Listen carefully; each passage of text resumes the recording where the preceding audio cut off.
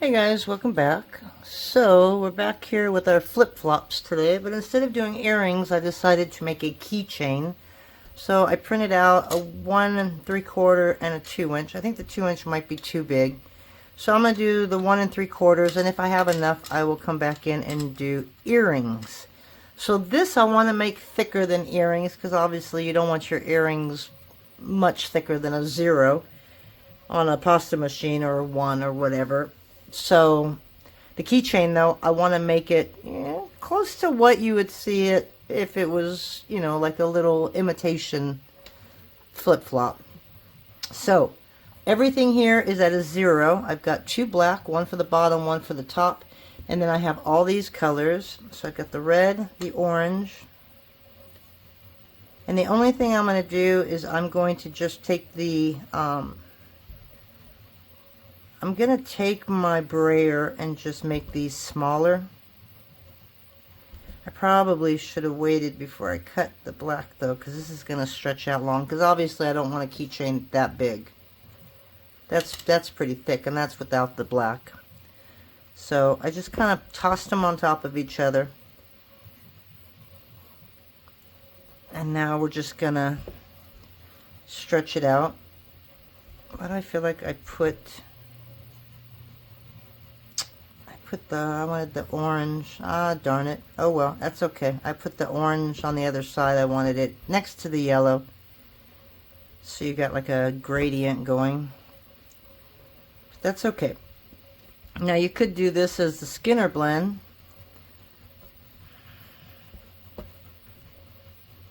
And that way the colors are really matching each other. But on the shoes, I think they're pretty stark in contrast. I think it's just one laid on top of the other. Okay, so we're going to go a little more. And this is just an easy little project for you guys. Yeah, I'm done with taxes. I'm just trying to organize and get all my paperwork in a box and label envelopes and stuff like that. So I'm still working on that part. So I thought I'd do something easy today, just to have something up there. Okay. So I'm going to go just a little bit more. So I've had a lot of comments on the last couple of videos. Thank you guys for commenting and liking what I've done. I appreciate it. I've also got a lot of questions, and I know that I haven't been able to comment on anything. So I will try and comment now, though, on some of the things. Somebody mentioned about California not realizing that we got snow. 51 feet this is in Mammoth. And Tahoe, I think they probably got the same, maybe over 60 feet. And we still have 4 days of snow coming next week. So while this isn't normal snowfalls, we do always get snow. So we'll take you to the bottom. You have San Diego, and San Diego obviously is just the beach, but it has a lot of inland areas, and actually a little farther than San Diego, in San Diego County, are places where you'll get snow. San Diego kind of borders Mexico, so you get all that nice warm weather, and it's very mild in the winter. San Diego. If you head east towards Arizona and Nevada, so you've got Palm Springs over here, which is the desert, and that can get to about 125 degrees in the summer, and the winters are normally mild in the 50s and the 60s. But they have a mountain that always has snow on it. I don't know how that happens, and I can't remember what mountain peak it is. I think it's San Gorgino or something like that. But there's snow year-round on the very, very tip of it. So we got San Diego, we got Palm Springs, and then of course you go east, you've got LA over here. Inland Empire, and obviously LA, you move a little west, then you got the rest of your Southern California beaches. And that will go all the way up, obviously, to Oregon. We are the upper desert, so you got a lower desert and an upper desert. I grew up in the valley, where the major earthquakes happen. But I moved up here, boy, almost 35 years ago, because at that time it was really cheap to live here. And yeah, so anyways, we're upper desert, and our weathers can go about 118, 120 degrees in the summer, but we get really cold winters and snow. It happens every now and then. Like every year we might get a dusting, but then we'll get a couple years where we're kind of shut down for a few days. I haven't seen a whole lot, but we had 3 years ago, I think we had snow on Christmas and Thanksgiving. It made for a wonderful holiday. But our winters can get down to the low teens, sometimes even 9 degrees, I've seen it. And then above us, you start moving into Central California. And of course you got your sequoias, you got Yosemite. You get snow up in Bishop, you get snow in Mammoth, where right now they're at 51 feet. That's like 3 hours away from us. And then, yeah, you just keep moving up. And Lake Tahoe would be on the border of Nevada towards Reno, Tahoe. So they get a lot of snow. And then you just keep moving up, and you got, obviously, San Francisco, Eureka. You got your redwood trees that are like 300 feet tall. And you can drive a car through the middle of a tree trunk. Just absolutely amazing. So yeah, California, what I like about it the most, well, my favorite part is the beaches. That's where I want to go during retirement. I don't know if that's going to happen or not. Aside from politics, California is just a wonderful state because you have everything. Like within an hour, for me, I can go to the beach, I can go to a lake, I can go hiking in the mountains, or I can go skiing, you know.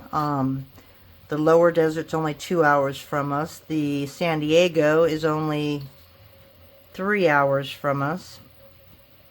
But it takes like 15 hours to get from the bottom of California all the way to the top. So I think it's the longest state that we've got.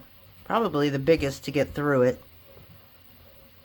But our beaches compared to, let's say, Florida beaches, it's all mountains that surround it. So you've got the beach, but you got beautiful mountains all throughout it. So if you ever want to look up California, look at Big Sur.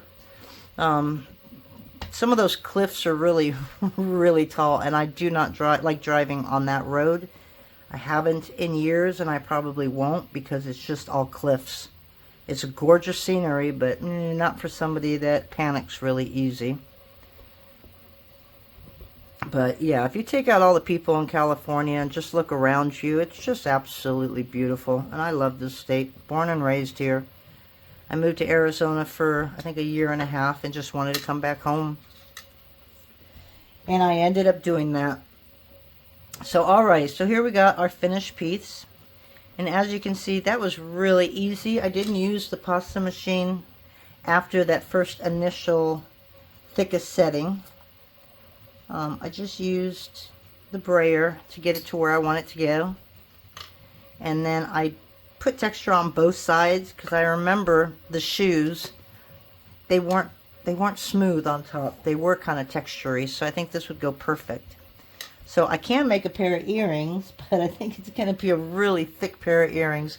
So for now, we're just going to do our little shoe here. And see, this one's sitting up a little higher. So I'm going to come in here and just kind of, I just want to make sure that it's all the same size. See, this is just a little higher, so I'm going to stretch it out a little more.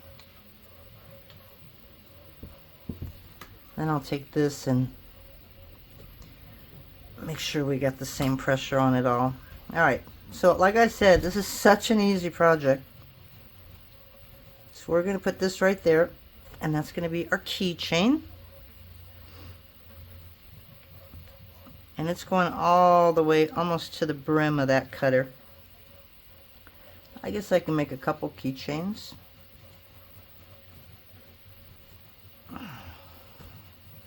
Maybe I'll put that in my booth on my next show. And then I'll make the earrings probably off camera.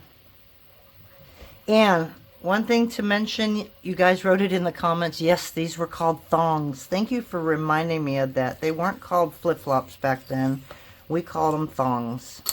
So I know it looks like crap when you look at it from the side, but that's because I pushed down on the cutter. And so when I sand all this, all that should come out. I'm hoping it will, but I think it will. Okay, but anyways, there's your little thongs. Okay, you got your texture on the top, texture on the bottom. I'm going to add a little bit more texture on the bottom. Okay, and now we're just going to add... Oh, you're kidding me. Oh, I'm making keychains. I thought, oh my god, I'm making earrings, and I made them both facing the same way. But I forgot that I gave that up. So right here somewhere, let's see, your big toe would be right here. Your other toe would be right here. So I'm going to say about right there is where your pieces connect. It doesn't have to be perfect. Okay. So there's your thongs. And then we're going to make some strips. Now, when I played with it the other day, I made just round logs, but they got kind of flimsy. So I think this time I'm just going to use a strip. And I'm not gonna put texture on this because I'm going to be playing with it for a while. So I'm just going to cut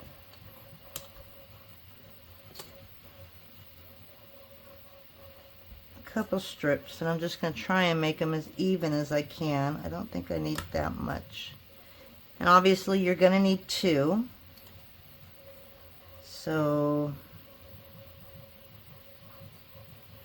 I think a 1 or the thickest setting might be a little too thick for this, but we're going to see. Because I don't want it flimsy.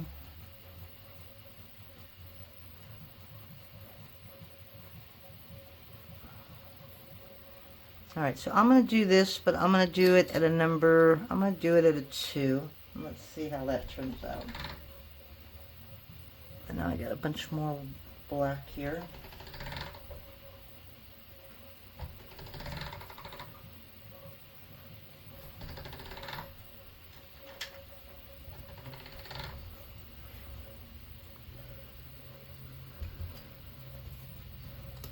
Guys went golfing today, so I had some free time, and as soon as they walked out the door, I kind of ran in here, took a break from all my work, and said I got the time, I'm going to use it here. Alright, so let's try that again. So I don't want it really thick.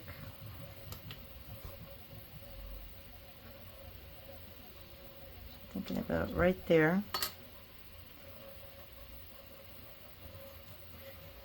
Okay, and I think I can cut this in half. So we're at about, I don't know, a little over 2 inches. Here, let me work on this one since I didn't move it. So I'll go about right there. And I'm just going to take the edge right here and I'm going to kind of thin it.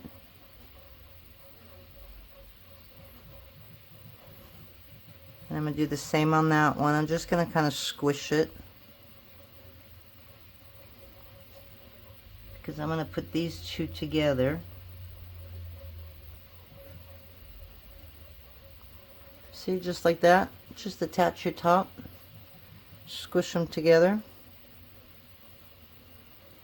And then you can stick them in that hole. And if your hole's a little too small, go ahead and fill it up. Make it a little bigger, and you can just put some clay around it if you have to when it's done. Or if you want, you can bake it and then come back and put these on. But I'm going to try and attempt to do this without baking it. Okay, so I have, obviously I work with glass, so I have ways to get around things from falling in. So I'll show you what I mean. I know that didn't make no sense.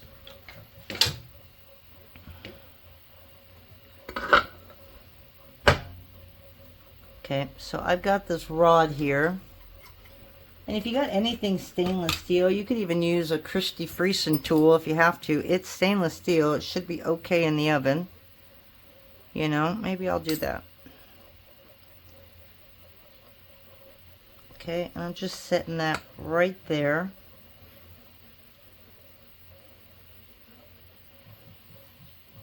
Okay, so I don't quite know how far down the straps went down on the shoe. I have some thongs now, but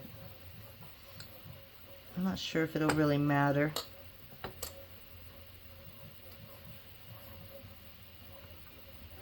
Okay, that way you got your piece in there.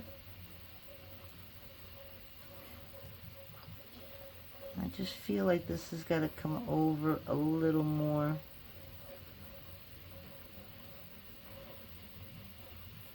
Right there. And that'll come down over here a little more. Okay, and then just take your Christy Friesen tool that I just used. I'm sure I have another tool in here. Oh yeah, I didn't use the one I needed. Okay, and just come in here if you want and blend it in. And this one's going to go right kind of off the side here.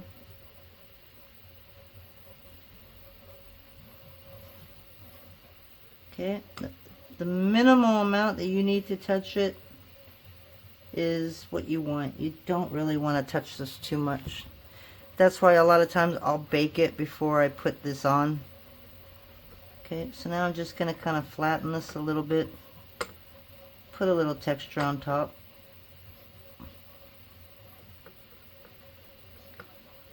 But I just put that down so that it's going to fall, and I don't want that. So just like that.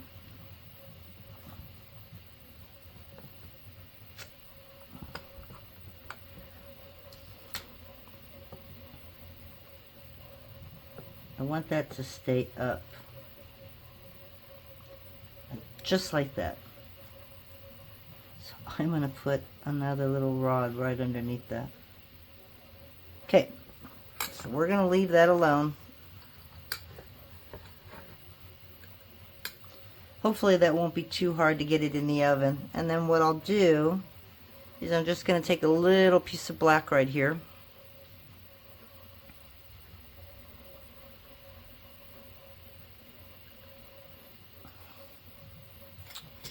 And I'm going to get one of those little ball tools.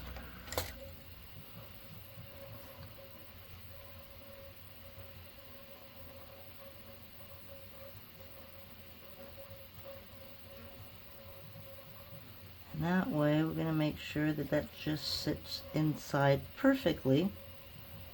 And it should not fall out. Okay, so there is our thong.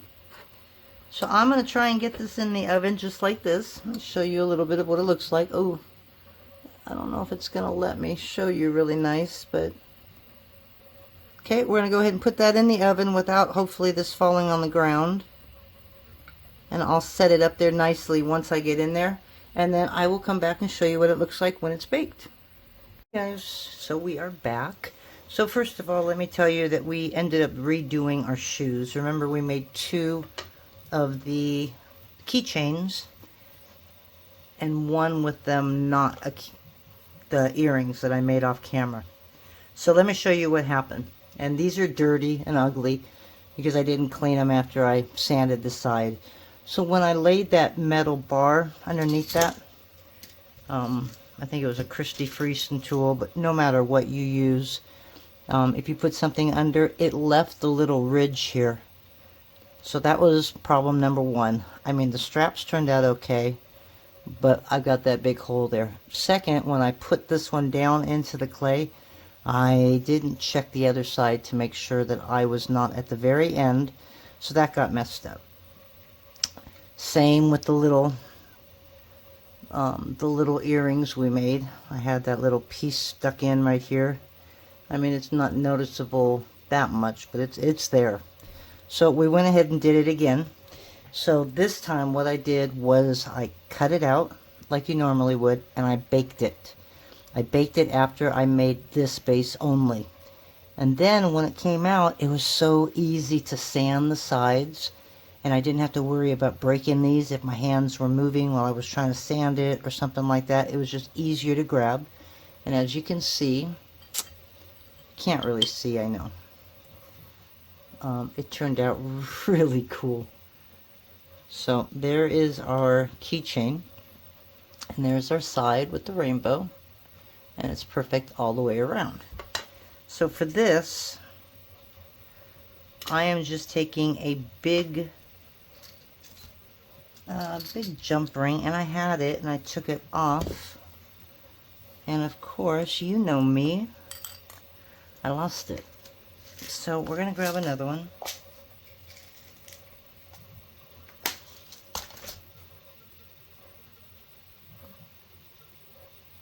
And this is a real thick gauge, like a 21 gauge. So I put a hole in the bottom.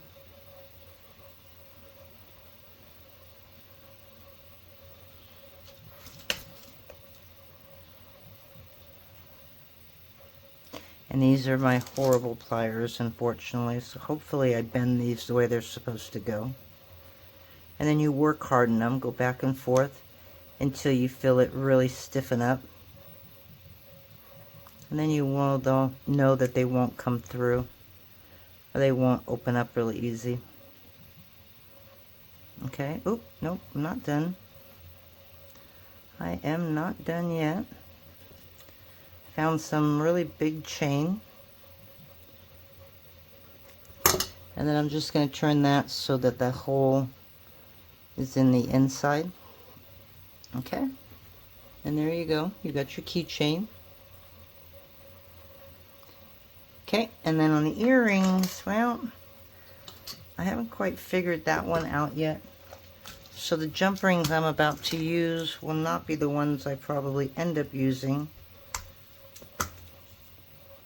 And I don't know if you want to see the sides of them or the fronts of them.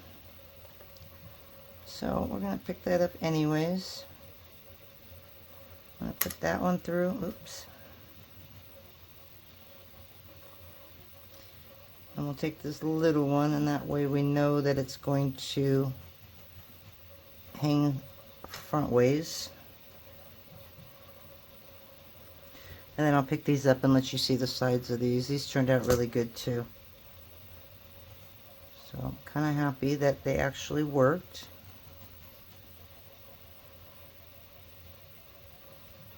Okay, it wasn't really good with that jump ring. And I've got some hoops here.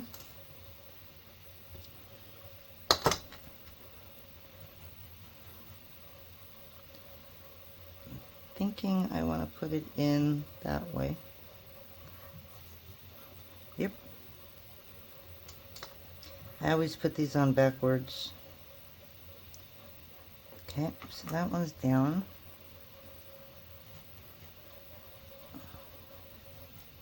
I never know which side to pull. Oh, I was right the first time.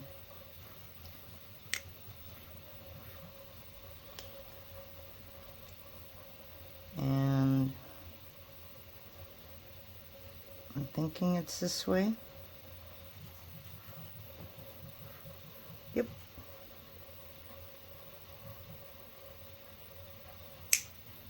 Okay. And I don't have an earring stand to put these on for you. And I don't know what happened to that card that I used the other day. But there you go. You have your pair of earrings. So if you look on the side, you got that really nice crisp stripe all the way around.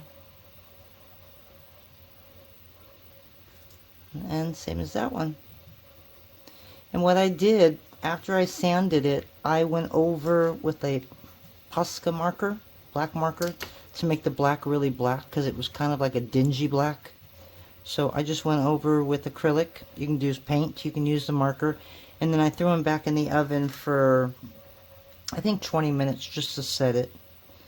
Obviously I don't have this on real good. But anyways, you get the point. So I'm going to show you these. And there are our fun little things today. Isn't that cute? So another thing you could probably do is, do you remember the earrings that I made last week with the flowers? You could actually probably cut that out too.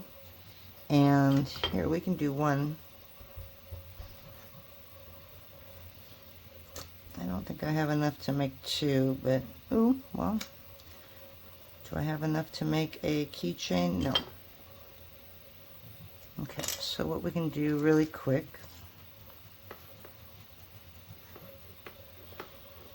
so I'm just going to flatten it out. And of course the back, I'll have to put some backing on it, but I'll recut it. I just wanted to show you what this will look like. Yeah, because I'll have to stretch that out more. But you could even make a flowered one that would look really good. You could also bling these up. So if I were to do these again, you can take some really tiny rhinestones and just add them all the way up this thing. You can put one big rhinestone right there. I mean, you can do so much. You can paint these gold or whatever color you want. So there's so many things you can do with this. So I'm probably going to make a few more of these because that was really fun, if I have time again. So anyways, it's late.